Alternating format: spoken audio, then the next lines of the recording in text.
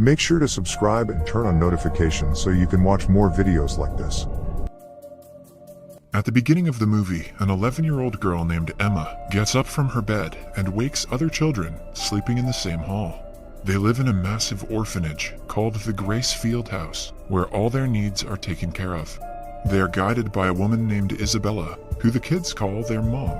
Although the kids aren't tied by blood, they live like one large family and receive much love from their mom.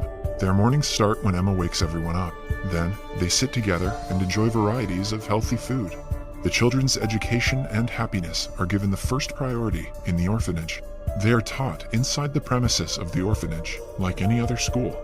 Emma and two of her best friends, Norman and Ray, always excel in their studies and get the highest scores. The children also have identifying numbers tattooed on them and have no knowledge of the outside world. The orphanage is surrounded by a large meadow where the kids run around and play together. However, they are never allowed to go outside the fence that surrounds the meadow.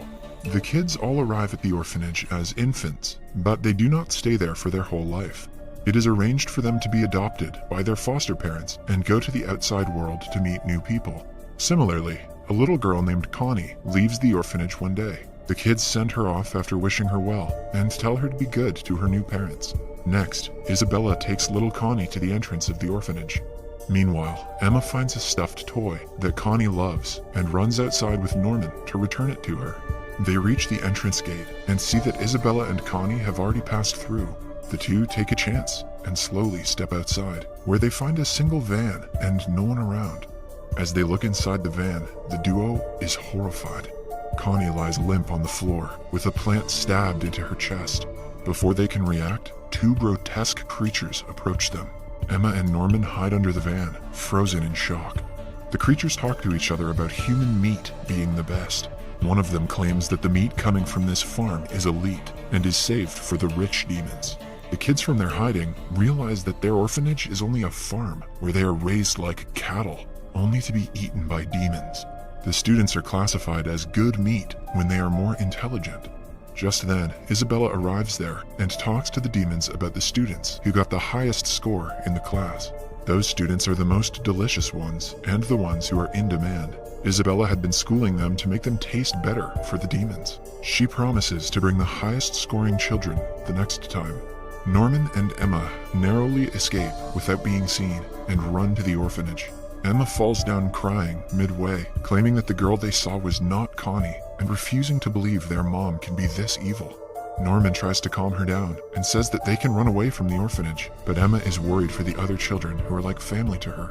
The following day, Emma and Norman talk about the events of the previous day. Norman suggests they plan an elaborate escape from the orphanage and not tell the others before the plan is completed. They decide to cross the fence that day to see exactly what the outside world is like. After walking through the woods for a while, they reach a tall wall. They cannot jump across it, so they return. Meanwhile, a little girl named Nayla gets lost in the forest. Isabella looks into her watch and brings Nayla back in no time. Emma and Norman see this and realize that the watch is a transmitter with which she knows where all the kids are. The following day, Norman and Emma go to the woods with a rope, which they plan on using to cross the wall. Just then, they are caught by their best friend Ray, who is suspicious of them. Norman reveals the truth about the orphanage to Ray, telling him everything they heard and saw that night. In contrast to what the two had thought, Ray believes them almost immediately. He claims that they should run away from the orphanage as soon as possible, but Emma insists that they shouldn't leave the other kids behind to be eaten. At night, Isabella introduces everyone to their new caretaker, Crone. Crone's arrival makes it more difficult for the group to escape. Then, we see Isabella and Crone talking, when Isabella reveals that she found Connie's toy and is aware that Emma, Norman, and Ray know about the orphanage's true motive. However, she is confident they won't escape. Later, the three set off to talk in private. Norman believes that someone among the children is Isabella's spy, who provides her with all the information. If this is true, they know that someone from the older children should be one. The group decides to tell two of the older children, Dawn and Gilda, about the reality of the orphanage. They do not believe the kids at first, but eventually agree to help them. Once the three are alone, Norman says that he told Dawn and Gilda two different locations of the ropes that they are about to use to climb the wall. The one that will disappear first will reveal who is the spy. The next day, one of the ropes disappears. Emma and Ray are happy that they found the spy, but Norman instead reveals that the rope story was a trap for Ray. He had told Ray a fake location to find out if he was the spy, and Ray fell into the trap. Ray finally admits that he discovered the orphanage's truth a long time ago, and knew that he couldn't escape. He confronted Isabella, who said that no matter what, he will be given to a demon one day. So, with no way out, he volunteered to be a spy for her, so that she would delay his adoption. However, Ray hasn't told Isabella about the children's plan to use the rope to climb the wall, which makes Norman believe Ray isn't loyal to her. Then, Ray reveals that he has been planning to escape for a long time. In fact, he was the one who stole Connie's toy, so that Emma and Norman could find the truth and would try running away too. Norman declares Ray as a double spy and keeps him on the team. At night, Ray goes to Isabella and falsely reports to her about Norman trying to poison her food. Isabella thanks him, but in turn says that Ray's turn to be adopted is drawing near. The next day, all 5 of the children are planning to jump over the wall when Crone overhears them talking, but instead of reporting to Isabella, she joins them. It turns out that Crone was also a student like them. She wants to remove Isabella and be the new mother of the orphanage, and for that, she is ready to help the kids. At night, they visit her room, where Crone tells them everything she knows about the outside world. Over 1,000 years ago, men and demons were at war. After a long and tedious battle, both creatures decided not to bother each other anymore. An agreement called the Promise was made, according to which both humans and demons would live in their own separate worlds. Some humans were left behind in the demon world, and that is how the humans' breeding farms started. By eating intelligent humans, demons take on their attributes, which prevents them from turning into mindless monsters. This also benefits the humans. Hence, they sacrificed a few on the farm so the world could be at peace. The very next day, Isabella fires Crone because she somehow found out about her intentions. While leaving, Crone sees their supervisor grandmother at the gate. She makes a demon eat Crone for trying to help the kids. The kids then execute their plan. Emma and Norman go to the wall, while Ray stalls Isabella and the other 2 keep an eye on her. However, their plan soon fails when Isabella locks Ray inside a room and goes to catch Norman and Emma herself. She finds them near the wall and finally confronts them, claiming she has given them everything they want in life, so they shouldn't resist the inevitable. Emma tries to stop Isabella, and as they struggle, she breaks Emma's leg. She then informs Norman that he has been adopted and tomorrow will be his last day in the orphanage. The group reunites at night.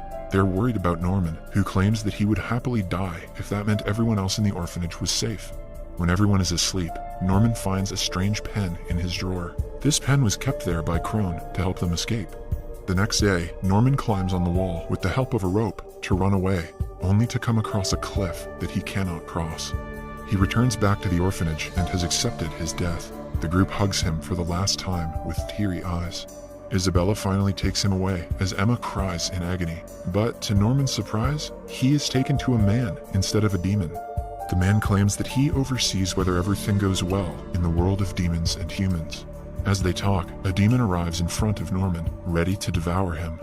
For the next few months, we see a depressed Emma recovering from her injury. She and Ray have lost all hope and forgotten about their plan to escape. Isabella observes them every day and is happy that they are under control. After 2 months, it is finally Ray's turn to be handed to the demons. The night before, Emma comes to visit him and tells him that they still have a chance, but Ray has decided to light himself on fire along with the house. As the fire starts to spread, Emma cries and calls for Isabella. Isabella tells the kids to get out of the house quickly and tries to put out the fire. After a while, she realizes that no kids are around. It turns out that this had been their plan all along. In the past 2 months, Emma couldn't do anything suspicious because she was being watched by Isabella. So instead, Dawn and Gilda told the other kids about their plan and prepared them for it. Emma also found a letter in Norman's bed that had an elaborate plan written on it. Emma couldn't tell Ray sooner because Isabella was watching them closely. They have left the little kids because they couldn't put their lives in danger. Emma has promised to come back for them later when they have more help. Now, they climb the wall as Isabella approaches them with the help of the navigator. She soon realizes the navigator isn't working because the children have removed the device from their ears. Finally, when everyone is on top of the wall, they tie a rope and slide through it to the other end. Emma is the last one to go, but before she can slide, Isabella arrives and threatens to cut the rope. Emma emotionally tells Isabella that she knows killing the children has been hard for her. Isabella wants to see the children grow and is actually proud of them for escaping this far. Isabella denies everything Emma says and stays adamant about wanting to get the kids back. Emma takes the risk and slides down the rope. Isabella has a chance to cut it, but to their surprise, she doesn't. She watches the kids she raised on the other side and smiles at them for the last time. The kids make their way through the forest. They stop when Emma tells them about the pen that Crone had left them. The pen projects a picture into the air upon being opened. An owl emerges out of the image and leads them towards the city, where they will be safe. Meanwhile, Isabella stands in front of the grandmother and the overseer of both worlds. They are disappointed in Isabella for letting the valuable children run away. At the end of the movie, she is fed to a demon as punishment. Thanks for watching.